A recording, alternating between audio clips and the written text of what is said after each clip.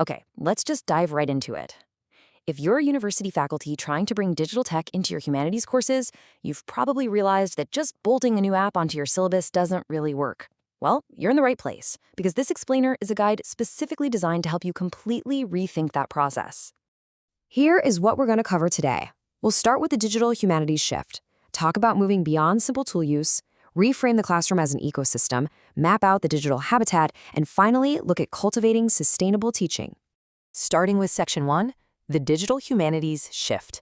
Look, we all know the incredible benefits here, right? Multimodal knowledge, expanded access to archives, collaborative inquiry. You're probably already using tools like Voyant for text mining, Omeka for building digital archives, or maybe some collaborative annotation tools.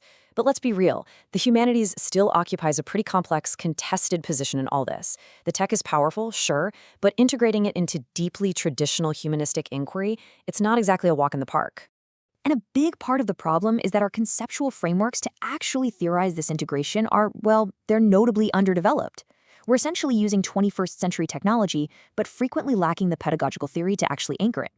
And that is not just some minor academic oversight. It's a literal roadblock to building sustainable courses. Which brings us to Section 2, beyond simple tool use. We absolutely have to abandon this prevailing tool use mindset. Treating technology like it's just a conveyor belt moving information from point A to point B. Instead, we need to adopt an ecological framework. It's kind of like cultivating a garden rather than operating a factory. We're shifting from asking, what does this tool do for me, to how does this entire environment adapt and grow together? Moving right along to Section 3, the classroom as ecosystem. This is the core thesis of our whole explainer today. A digital ecology views the classroom as a dynamic, interdependent, and adaptive environment for humanistic inquiry.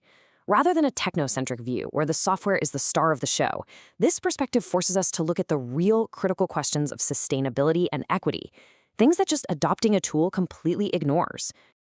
I love this quote because it really hits the nail on the head.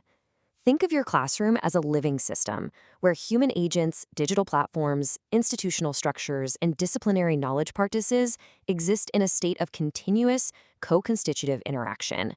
It's not just you sitting there handing out assignments on a laptop. It's a symbiotic web. Every single element actively shapes the others. So when you're designing your syllabus, you've got to consider how these four specific elements constantly interact, because your teaching practice doesn't happen in a vacuum. Let's say your university suddenly mandates a new learning management system.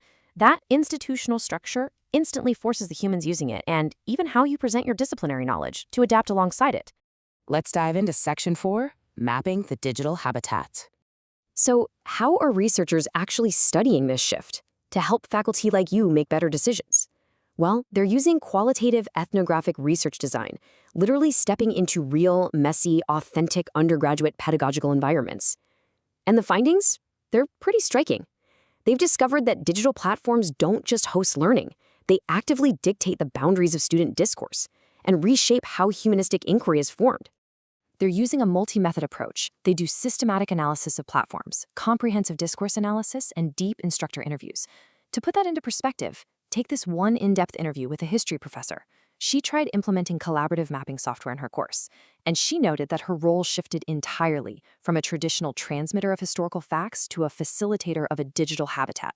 Her students were suddenly co-creators of spatial data. It completely upended traditional classroom power dynamics, and it perfectly illustrates how meaning is negotiated during instruction. Finally, Section 5, cultivating sustainable teaching. Let's look at the concrete contributions this ecological mindset brings to the table. As you can see, it delivers on two fronts. Conceptually, it emphasizes interdependence and promotes resilience and adaptability, which are absolutely crucial for any ecosystem facing disruptions. And practically, it has huge implications for curriculum design, guides faculty development, and informs institutional policy. Replacing rigid transmission models with these ecological logics is a real game changer. It ensures your teaching practice is sustainable no matter what new tech comes out tomorrow. So, I'm going to leave you with this provocative question. Is your digital classroom a simple tool set or a thriving, sustainable ecosystem? The next time you sit down to architect a humanities course, don't just ask what shiny new tools you're going to use. Ask yourself how you can cultivate a living environment where technology, human agents, institutional structures, and your deep humanistic traditions can actually adapt, interact, and thrive together. Thanks so much for joining me on this explainer, and happy teaching!